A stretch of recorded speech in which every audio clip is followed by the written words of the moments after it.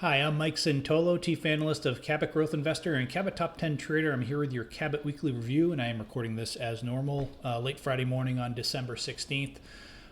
So we've seen this a few times this year, unfortunately, where basically the market has put in a few weeks, couple months really, of work, and we see things kind of heading in the right direction, okay? But we just haven't been able to really, like I said all year, the number one characteristic of the market is whether it's indexes, most indexes, or potential leading stocks, they just can't really get going. You get a few here and there. You might get a sector to move for 5, 6, 7 weeks, but you don't get that feeling that Fidelity and T. Rowe Price or whatever example you want to use is in there in a real accumulation campaign.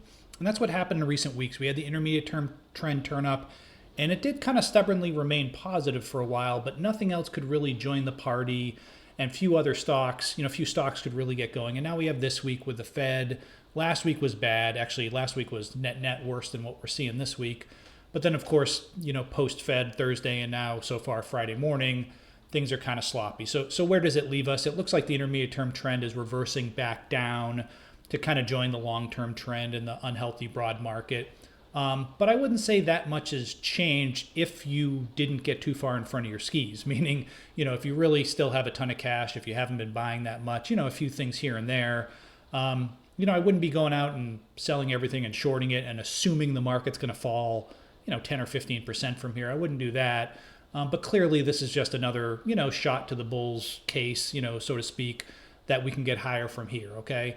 We'll see how it goes. Individual stocks, I don't think there's a ton that have really cracked. I'll show you a lot that have pulled back again from resistance tediously, but it's not like they've imploded lower, at least so far. Maybe that changes next week, but if the market can hold up there, we get a little Santa Claus rally. I still think there could be some setups here going forward, but right now, the way I take this week, and really the last couple of weeks, is just simply, the timing still isn't right. You still got to remain patient. The title of this week's Growth Investor was Patience is Still a Virtue. And you just got to wait. Now, maybe it could be 3-4 weeks from now we kick into gear. Maybe it's 3 months. We'll have to see. But just keep an open mind. Keep your eyes open. But for right now, definitely remain defensive, especially when it comes to growth stocks, okay? All right, let's hop into the charts. And as usual, I'm using a program called MarketSmith. You can learn more at Investors Business Daily. You can learn more also at marketsmith.com. Get my pen out here. So this is the NASDAQ. And the NASDAQ, the other kind of, I mentioned how the tides or the intermediate term trend, we call it the Cabot tides, wasn't joined on the upside by anything. The other thing that is just a little bit of a yellow flag is new bull markets are very, as far as I know, and I'm a student of the market, very, very rarely led by, the Dow industrials and defensive stocks and stuff like that. And here you have the NASDAQ, and yes, it's weighted in some of the big cap stocks that have been getting killed, but it really was lagging. You can see relative to the S&P 500, it barely got off its knees, and now it's cracking the 50-day moving average. But really, it's I don't want to say it's across the board quite yet, but it's pretty close. This is the IWM, small caps. This is the mid caps, breaking the 50-day, breaking the 50-day. Now, again, I'm recording this. It's around 11:30 in the morning. So, hey, maybe we cascade lower, but maybe there's some support shows up. I know today's options expiration. I don't read too much into that, but who knows how we close and head into next week. Maybe it's more of it could turn into a shakeout. But just going with what we see today, the intermediate term trend seems to be kind of joining everything else back on the sort of negative side of the fence, okay? Interestingly, the New York Composite is really the strongest index out here. Even though we have seen some weakness in financials and commodity stocks, which I'm going to talk about, it has been a little bit more, and it is a broader index, it has been a little bit more resilient. But either way, we just kind of look at the weight of the evidence, and obviously it's not good especially from this peak on Tuesday morning, kind of straight down, all right? As I mentioned, when you look at, let's say, just the Dow, the Dow is obviously coming off big here, and the Dow has kind of been the leader, quote unquote, of this rally, which is not usually a great scenario for the market. It's one reason we've kind of held our fire here. In Cabot Growth Investors Model Portfolio, by the way, we're still about 3/4 in cash, so we never really got too heavily invested. So just kind of, hit resistance here, chopped around, and now obviously it's coming in. And same thing with the XLPs. Now they are coming in here. This is consumer staples, but you can still see very much stronger, well above the 50-day line, much stronger than certainly the NASDAQ, but even most of the other indexes. So again, I'm not trying to say at this point, we need to see, XLP implode or something like that. I'm not reading that much into it, but if the market could stabilize here, or say we go down a few more days, then stabilize, and actually have a rally into year end, I'm just making that up, but say it happens, you'd like to see the NASDAQ and some growth stocks and small caps really outperform. And maybe some of these things like XLP and XLU, which is utilities, still above the 50-day line, getting hit, but still above the 50-day line. You'd like to see these things not lead the way higher, okay? Conversely, you're seeing, just to show you what's going on, again, this is what I mean. So this is the SMH, which is semiconductors. Now they bottomed a little bit. I guess they bottomed with the major indexes, but the broad market kind of bottomed here in late September. They bottomed in October. This was that inflation report, which wasn't good, but the market found support. And it kind of had this, very short term, but accelerated higher into the 200-day line where you'd expect it to find resistance. And this is what I mean. It does, the index does put in work here. It's put in a nice rally, accelerating higher, tightens up, and now it's just kind of coming off. Again, this is one of these examples where it's getting hit hard. I'll show you an example or two of a stock that's getting, breaking down, but it's not broken, So can this stuff find resistance here, or is this just going to be another, example back here where the Fed said, hey, we're going to keep at it, and the market just gave up the ghost, okay? But you're seeing things like chip stocks get hit, growth indexes. This is the IBD 50 fund, FFTY. You can kind of see it better on the weekly chart. Hitting new lows here for the year. That's not good, obviously. The IWO, which is the growth component of the Russell 2000, same sort of thing, just breaking the 50-day line, unable to get above the 200-day line. Again, the key near term will be, can this thing stabilize in here or start to bounce back, or is it just back to the woodshed sort of thing? And just one thing, just to put it in perspective, this is the IBD Mutual Fund Index. I'm not an expert on this, but it's basically a collection of pretty well-performing longer-term growth mutual funds, okay, and how they're doing. And you can just see, these are even active managers that are supposedly, the best in the business that focus on, growth-oriented companies, growth-oriented stocks, I should say. And obviously you can just see what's happened. Yeah, there's been a little bit of support here during the last few months, but more recently on the daily chart, you can see, again, rejection of the 200-day line. It's not updated during the day, of course, but it's probably down here somewhere. So it's just been a rough time going forward or all around here. Shockwave, you're seeing some of these things that had been holding up, just kind of start to cascade lower on semiconductor. Not the worst thing, but you can just kind of see a decisive breakdown of sorts. Yeah, there's support in here, but just not acting the way it should.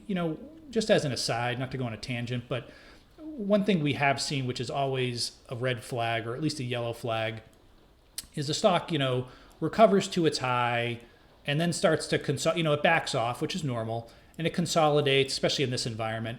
Usually what you want to see is some tightness. Now, maybe there's a shakeout or a few wild days with the market, but when you get, 77 to 68 to 76 to 69 to all within a few days. I mean, just when you get that over and over again, it's clearly not in control by the big institutions. Now, it doesn't mean you can't report earnings and gap up and the stock changes character, but it's not really what you like to see. And we're just seeing that over and over again with some of these names, okay? So anyway, we're seeing that breakdown. The other thing I did want to mention was I had mentioned, not predicted because I don't do that, but these energy stocks were later stage. Now, they had great dividends and stuff like that, and obviously they're going to get pushed and pulled by energy prices.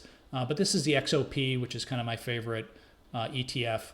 And just after a huge, obviously the pandemic crash, but after a huge prolonged run into June, this did kind of start to look like a little bit of a late stage base. And now you are seeing things crack, even below the 200-day line. Could this be a low and we spike higher? It's possible. Commodity stocks are always weird. But just FYI, I mean, it's not a secret anymore because oil prices have come down. But, these things are kind of getting caught up in the wash too. Now, that's a bunch of sort of what's going on and the bad news. The good news, I would say, I don't want to say good, but the reason I'm saying you want to keep your eyes open is, everyone's kind of expecting, I think, with the Fed saying what they're saying, like, okay, we're toast. And maybe we are. We're certainly holding a lot of cash.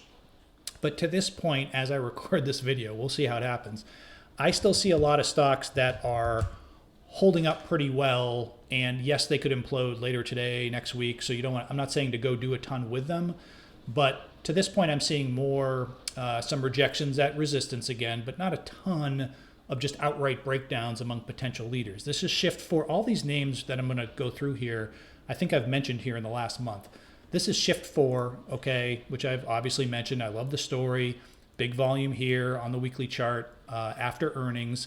You can just see here it's consistently gotten hit at this sort of 50 level, more recently kind of up to 54, but here's a correction, here's a correction, here's a slide, here's a slide, here's 2 days, this thing went from 51 to 50 to 43. And like I was saying with on semiconductor, that's not the best pattern. They're just so out of control. Now all of a sudden, and I don't want to say all of a sudden, it's only been 2.5 days, but we ramp higher here. By the way, the price volume on this has been excellent, and there's a few different ways to measure that, including here on MarketSmith. But just looking at it, there's no question that the buyers have really stepped up since earnings, and they're really, even on these sharp dips, there hasn't been a lot of volume. And the stock is hanging in there. Now, yes, it could pull in, but give me a couple more days of this and the market finds support and starts to rally. You're not too far from, multi-month highs, okay? Academy Sports, not a pure growth stock, but this was, I've mentioned this 100 times, with this beautiful long cup with handle or whatever you want to call it, base within a base, tightens up, you get this big volume. I guess, that was last week on earnings.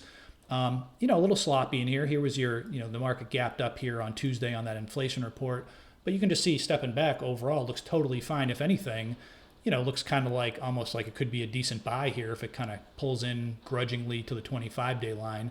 You can make up your mind about that, but it looks pretty good to me. Celsius. Now this one, this one does move a lot, but again, okay, here we go. 120 resistance, tries to get over it, no, tries, and then yesterday the market gets destroyed and the stock's down, whatever the hell it's down, very sharply, but only to the 25-day line. And today so far, not huge volume. And today so far, finding a little support. You look at the weekly chart, it's almost like, again, it's got resistance at 120. There's no doubt about it.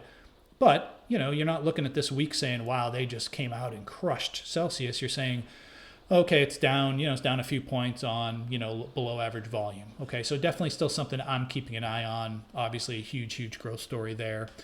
China stocks. Depends how you want to play it. There's a bunch of names I've mentioned, Pinduoduo, but this is Las Vegas Sands. I think the casinos are interesting just because you have these sort of long, bottoms in here. I mean, this is going back to really where the market topped last November. Long bottom and a big, again, you have this crazy volatility in here. But it certainly we'll see, but it seems like China is easing off the zero COVID thing.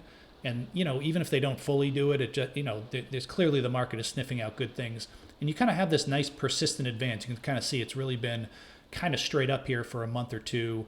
50 round number resistance. Could have pulled back, yes, but so far certainly not getting really hit very hard. Wynn Resorts, kind of a sister company in a sense. I think Sands is a little bit stronger chart-wise, but whatever. You can just see that it's nice kickoff here in early November, and again, a pretty persistent rise, and so far a nice calm consolidation. And just in terms of, this is KWEB, which is the Chinese internet ETF, so to speak. And again, it's not, this is a different type of chart, so these things got hit and bottomed in March, got destroyed here, got bottomed in March, another deep low here. I believe this was in October. But again, it's kind of changed character since then, and it's holding above the 200-day line. Not saying you go rush out and pile into it here, but the longer these things can hold up, especially if the market's a little weak, the better. So, Chinese stocks seem like they could be kind of and they're hated. They're very hated. All the weak hands are out of these things.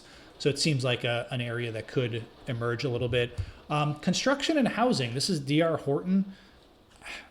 I'm intrigued by these just because it's so, the Fed is so aggressive. The stocks, I'm not saying the stocks have gotten destroyed, but they, no net progress for a while, and they've actually been trending up here. And look at this RP line. This is relative to the S&P 500. Almost out to new 2-year high, pretty close to 2-year highs.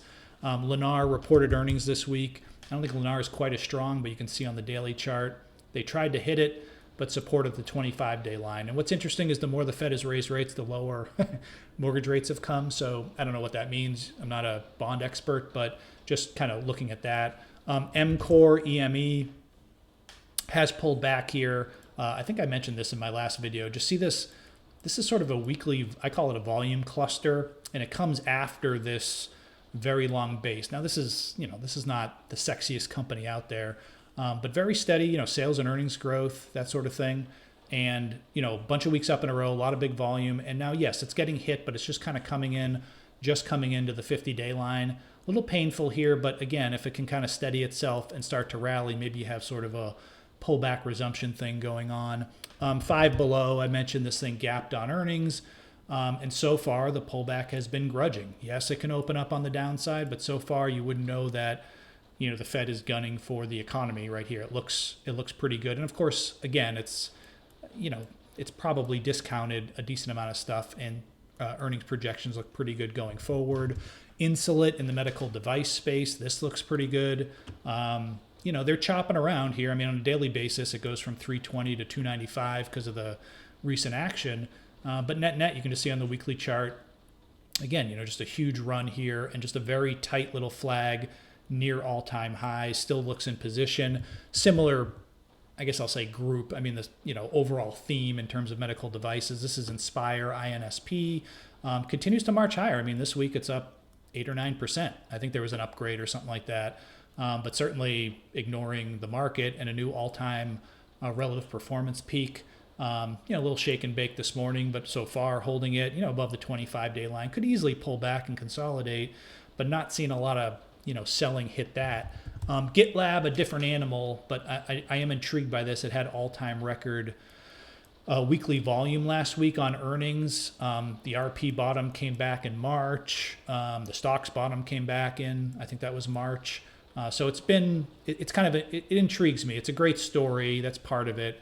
I think it's a great story and good numbers, sales growth. And just recently, the question is, are some of these things changing character? Here's your volume right here. You can see how big that was.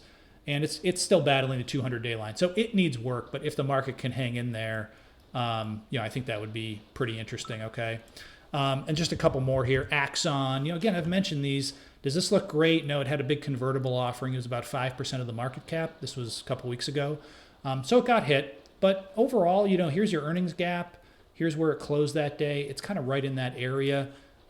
You'd like to see it find a little support and the market stabilize. But net, after not just the overall run here from the lows, but after this sort of mini breakout, this pullback looks normal. That looks pretty good. And a couple more here. I've got a few more. I mean, it's not hard to find stocks that are still okay. This is Impinj, PI, little thinner, does get tossed around a bit. But again, just kind of sitting in this range above the 50-day line. Halozyme, big. I mean, I love this is like I think it was a 15-month breakout. I forget. Good volume. I mean, not record-setting volume, but you can see down here, big volume here, follow-on buying a couple weeks ago. And since then, it's had, lower volume on the week so far and a couple of tight closes. Daily chart looks fine. Could easily consolidate more, but right into the 25-day line. Okay, and then last but not least, I'm going to mention, and I've mentioned ASML before, but so they're getting hit here the last few days. There's no question about it. It was a little bit of a suck in on this inflation report. This is ASML. But I am kind of intrigued with how chip stock, and this week, to be fair, not the best, but again, lower than average volume. Chip stocks are, like I showed you, okay, but kind of coming off 200-day lines. Chip equipment firms, which are pretty cyclical, are all they had been trading tightly. They're getting tossed around a little bit here the last couple days. This is Applied Materials. Was it LRCX was the other one? I think there was one like CLAC. Yeah, I think CLAC was at KLAC. Okay, chip equipment. You can see it's actually been kind of nudging higher, getting hit here, but just down to the 25-day line. I just find it interesting that the chip equipment group clearly has gone through a bear phase here, shook out to new lows, kind of had this smoke up a chimney sort of action off the lows and had been holding up pretty well. And I'm just saying, if they, again, like a lot of these things, if they can find support soon, if they don't, forget it. But if they do, just keep your eyes open and keep an open mind that, maybe some of these things are getting, they're shaking the tree events, but they're not going to really break. Maybe the weak hands are already out, especially these things that have already, whatever KLA is down, from here to here on the weekly chart during the bear market. And then you have, just 4 straight huge weeks. And still net, it hasn't given up any of those gains. So I find that kind of interesting, okay? Now, overall, don't get me wrong. Basically, my, besides writing the publications, when I'm doing research, I'm just, trying, I'm adding things to my watch list. I'm not doing a lot of activity. Less remains more in this environment. And at the end of the day, like I said, patience is a virtue. If you want to be an optimist, you can say, listen, the major indexes bottomed here in June, or at least hit a low in June. And since that time, the Fed has raised rates, I think like 2.5 points or 3.5 points or whatever, and they've run off their balance sheet, and the economy's weakened and all that, and the market is unchanged, okay? So we'll see how it goes, but that's kind of putting lipstick on a pig. Right now, it's just like keep your eyes open, stay unbiased, but at the same time, I think you just got to wait for it to happen. Right now, clearly, the sellers are kind of swarming again. We're breaking some support in the major indexes. If that spreads to the leading stocks, then it kind of resets the game a little bit for the next few weeks. We need to see some support and things round out. But right now, let's just see how it goes. I think, obviously, if you did a lot of buying in the last 2 months, and some things did work, some areas, I would be trimming, I would be paring back and all that. If you already have a lot of cash, I think it's really more of a stock-specific thing. If you have some of these names that have dipped but are kind of near the 50-day line holding up, I'd give them a chance. This is me personally. Okay. If you already have a lot of cash, you can give these things a little rope and see how it goes. Okay. That's all the time I have for today. As always, thanks for listening. And be sure to come by again next week for a Cabot Weekly Review. We'll probably do it, I believe, on Wednesday or early Thursday, given the Christmas holiday. Thank you very much.